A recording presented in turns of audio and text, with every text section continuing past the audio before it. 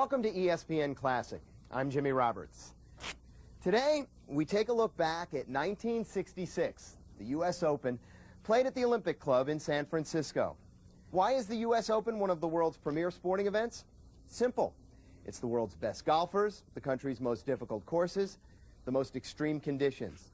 For many, in fact, it's golf's most valued prize. And so the tension that builds with each shot over 72 holes is enormous and really comes to a boil in the final round. Our national championship has been filled with golfers who were extraordinary on Thursday and Friday and Saturday, but only ordinary on Sunday. The third round leader at Olympic in '66 was Arnold Palmer. Although Palmer was still an imposing figure at 36, his last big victory had been in 1964 at the Masters. His only Open win, 1960, at Cherry Hills. But any doubts about Palmer's ability were quickly put to rest as he led the field by 3 strokes going into the final round. The man behind him, Billy Casper, the 1959 Open champion when it was played at Winged Foot. In the final round, Palmer shot an impressive 32 on the front 9, leading Casper by a whopping 7 strokes at the turn. He assumed the Open was his and began his assault on the great Ben Hogan's 72-hole scoring record of 276. But Palmer's aggressive play and swashbuckling style got the best of him that day, as his lead was reduced to 5 strokes going into the final 5 holes. Still maintaining the lead, Palmer was now caught in a bind. What to do? Challenge Hogan's record by making at least par on the remaining holes, or focus on holding off Casper for his second Open title? We'll begin the coverage with Dave Marr and Jack Nicklaus, competitors, as they approach their tee shots on the par 3 15th hole. Here's Jim McKay. We're back at the United States Open Golf Championship at the Olympic Country Club in San Francisco on a perfect golfing day. This is the 15th hole again. U.S. Open Golf Championship. Famed writer Dan Jenkins said about the Olympic Country Club in San Francisco, "Hold the U.S. Open there and the wrong guy will win it every time." Olympic first hosted the Open in 1955, and going into that championship, the golfers complained that Olympic's rough was too thick, that the greens were too small and the distances too long, leaving not a lot of room for other criticism. This didn't deter the confidence of Jack Fleck, who was playing in his first full year on tour. Fleck wrote a letter to a friend claiming that he could win the Open that year, a bold statement considering that nothing in Fleck's career to this point suggested he was good enough to accomplish that task.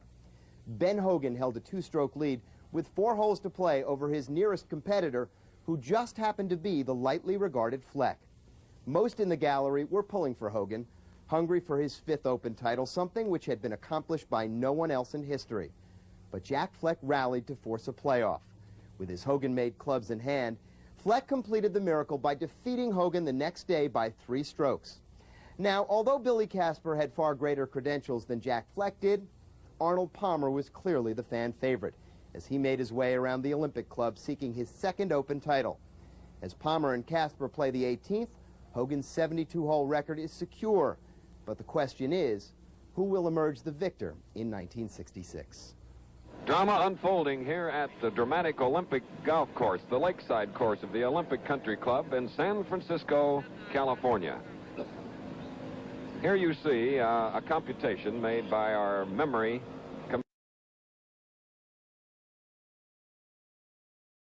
Third time in 5 years, Arnold Palmer lost the Open title in a playoff. Still, when the playoff was all done and he had lost to Casper, he handled it with graciousness and class, and maybe that's one of the reasons why, after all these years, Palmer remains one of the most beloved of all American sports figures. As for Casper, you know, the perception over all these years is that he didn't so much win the Open as Palmer lost it. Maybe that's so, but take a closer look at the numbers. Including the playoff, he shot 4 rounds under par. No other competitor in the entire field had more than 1. So in 1955, Hogan was supposed to win the Open, but he didn't. In 1966, Palmer was supposed to win the Open, but he didn't. It was not the last time that there would be a surprise winner in a U.S. Open championship at the Olympic Club. Thanks for watching ESPN Classic's presentation of the 1966 U.S. Open Championship. I'm Jimmy Roberts. ESPN Classic continues in just one moment. Baltusrol Golf Club from Springfield, New Jersey. In the 1960s, golf was about 2 names, Palmer and Nicklaus, both of whom dominated the early half of the decade, winning a combined 13 majors through 1966. 67 proved to be no exception, as Arnie and Jack accounted for 3 tournament wins and a host of top 5 finishes going into the United States Open in early June. Now, the national championship was returning to Baltusrol for a record 5th time, and with the Palmer-Nicklaus rivalry in full bloom, fan interest couldn't have been any higher. The first U.S. Open held at Baltusrol was in 1903, when the national championship was a mere 9 years old. The top prize, $200. Willie Anderson held off a fellow Scot named David Brown in a playoff to win his second of a record-tying 4 Open titles. In the 67 championship, Palmer and Nicklaus both got off to strong starts. They stood first and second on the leaderboard. But when both former champions struggled in the 3rd round, the door opened for an amateur by the name of Marty Fleckman, who took a 1-stroke lead. Fleckman was threatening to join Jerome Travers, the 1915 winner, as yet another amateur champion at Baltusrol. Nicklaus quickly put those aspirations to rest, making 5 birdies on the front 9 to take a commanding lead. Meanwhile, Arnie, playing with a sore right hip, struggled to keep up with the Golden Bear. Now, let's join announcers Chris Schenkel and Byron Nelson as they recap front 9 action from the final round of the 1967 U.S. Open Championship. Palmer's putt.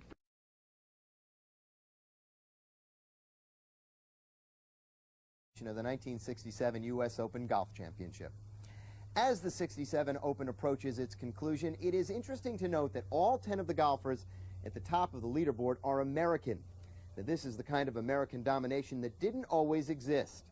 In fact, when the Open first came to Baltusrol in 1903, forget about the Beatles, this was the original British invasion. And of those who made the trip across the pond, no one had more success at the U.S. Open than Scotland's Willie Anderson. Anderson won the Open Championship a record 4 times, tying him with immortals Bobby Jones and Ben Hogan. Remember, this is 1967, and Jack Nicklaus had only 1 Open title to his credit at this point.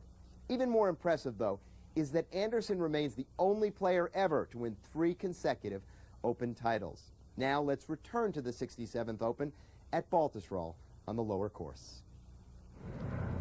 Here's With another U.S. Open title under his belt and now the 72-hole scoring record as well, Nicklaus had truly established himself as perhaps the game's dominant player. At age 27, he had already won 7 majors in 6 years as a professional, equaling Arnold Palmer's mark for his entire career. What put Nicklaus in a class by himself was his complete game. In addition, he also possessed in abundance golf's most important intangible, mental toughness. His ability to stay focused throughout an entire round was unparalleled. What also helped him immeasurably that day was his superior knowledge of his surroundings. Nicklaus had always been an ardent student of the courses he was playing, which later fueled his involvement in golf course design. He wrote in his autobiography, My Story, quote, "One's true opponent in every contest is never another player or even the entire field, but always the course itself. A realization that has been common to all the great champions and I believe a major contributor to their successes," end quote. Nicklaus had studied Baltusrol and won because of his unyielding concentration and astute knowledge of the course. That and the fact that he simply played better than everyone else. Thanks for watching ESPN Classics presentation of the 1967 U.S. Open Championship. I'm Jimmy Roberts. ESPN Classic continues in just one moment. Hill Country Club in Rochester, New York. You know, Oak Hill had hosted the Open on 2 other occasions. The first time was 1956, when Carey Middlecoff won the second of his national championships by outlasting Julius Burroughs and Ben Hogan. More recently, in 1989, Curtis Strange won the second of his 2 consecutive Opens at Oak Hill. Back in '68, Jack Nicklaus was the prohibitive favorite. He was seeking his 2nd consecutive title. In the first round, the Golden Bear started out with a 2-over par 72, 5 shots behind the leader, Bert Yancey. The 29-year-old Yancey, who had fired a 67, was seeking his first major championship. Meanwhile, Lee Trevino was lurking 2 shots behind Yancey. Trevino was still searching for his first career tournament victory. While Nicklaus played better in the 2nd and 3rd rounds, he still remained 7 shots behind Yancey, the leader. The former West Point cadet had followed his 67 with a 68, and then on Saturday, a 70. He had led all 3 rounds and was now at 5 under par. Trevino was having a good week, too. All 3 of his rounds were in the 60s, and he was 1 shot behind the leader. So as the final round unfolded, the Golden Bear began to growl with birdies at the 3rd and the 4th holes, but then he missed reasonable chances at 7 and 8. Other notable players, including Arnold Palmer and Billy Casper and Gary Player, were struggling. Therefore, it seemed as if the championship would come down to the game's most dominant player, Nicklaus, versus 2 young men, Trevino and Yancey. Let's join the coverage with Jim McKay. This is the Oak Hill Country Club. The last time the Open was here was 12 years ago in 1950.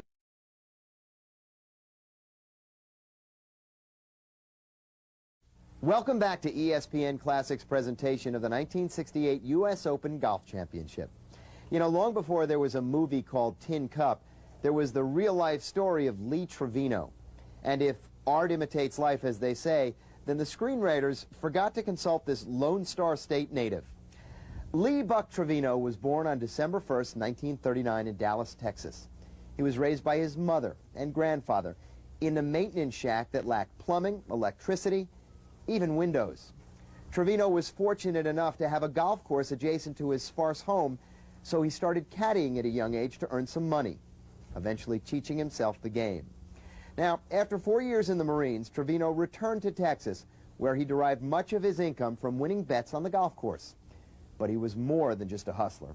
Eventually, Trevino would win the 1965 Texas State Open, and before he knew it, he was competing in the 1966 U.S. Open as a qualifier. Despite a 54th place finish, Trevino was determined to make his mark.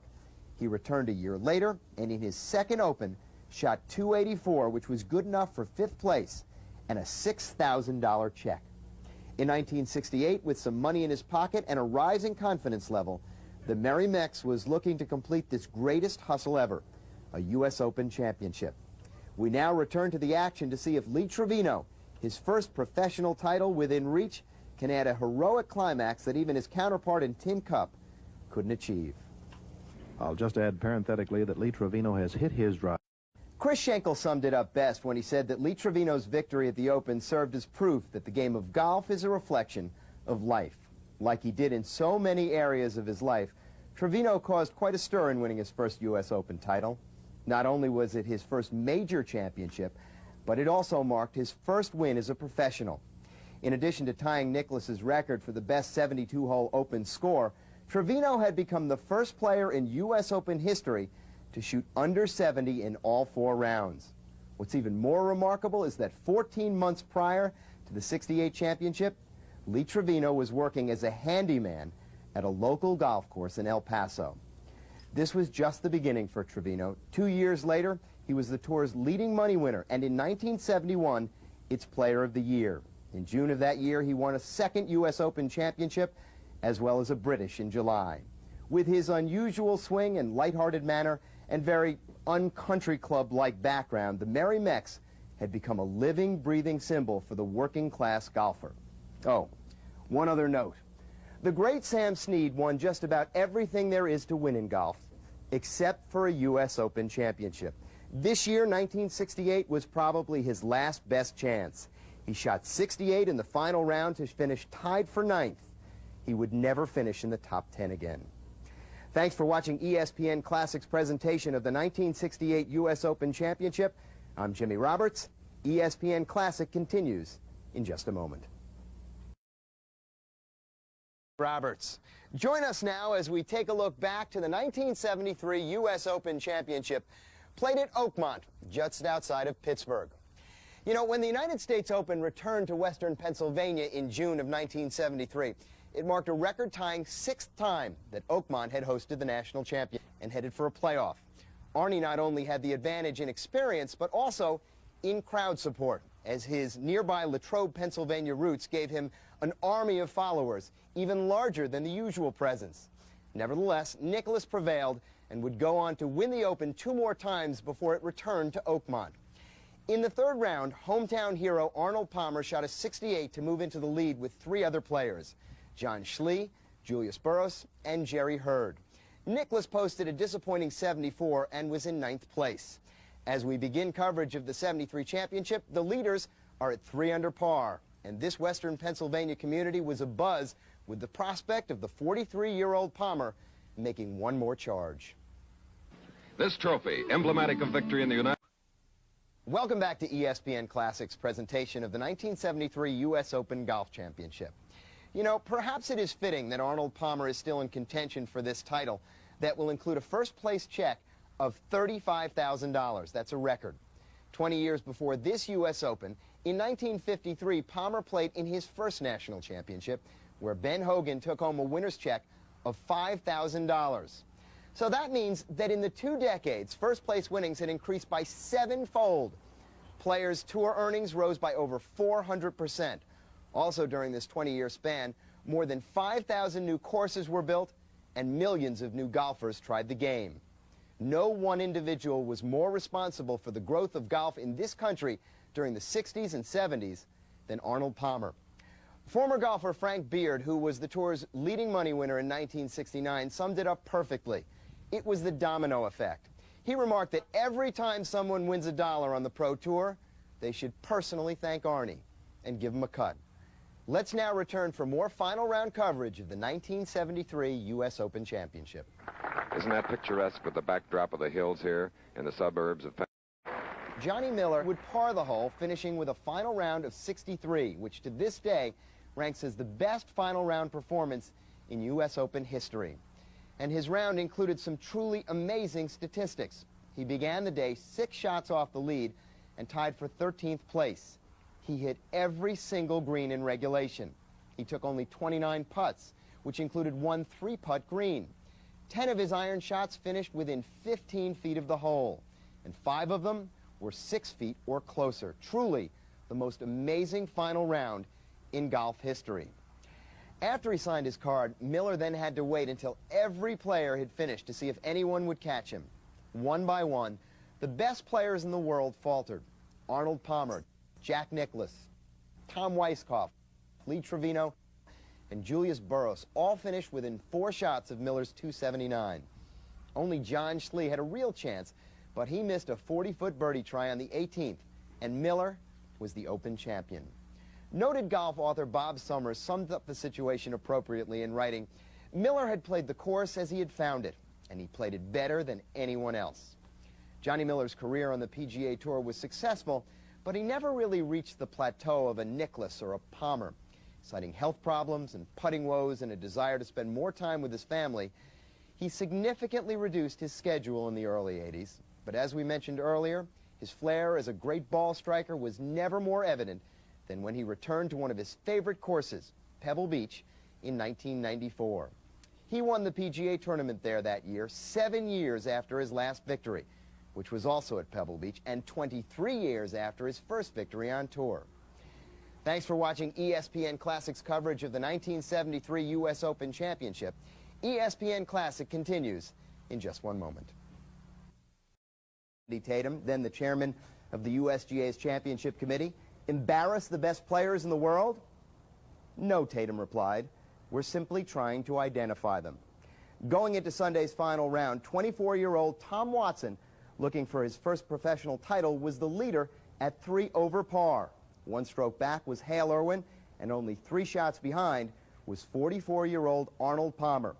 We begin our coverage of the 74 Open on the 8th fairway. Irwin has now tied Watson for the lead. That's the good news. The bad news? Both players have dropped shots to par and are tied at 5 over. Now we're back on the 8th, and we left them with